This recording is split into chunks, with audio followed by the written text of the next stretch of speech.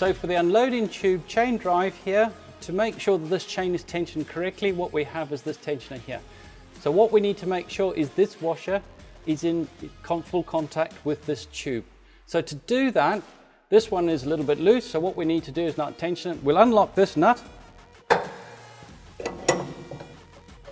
Once that's unlocked, we now rotate this sleeve by 3 turns. I have a little mark on here, so 1, 2, 3.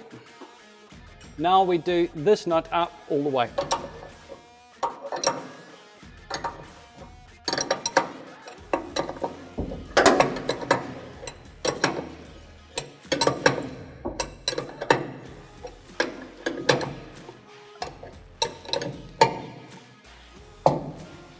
Once that's locked, this tube is now tight and the chain is now correctly tensioned.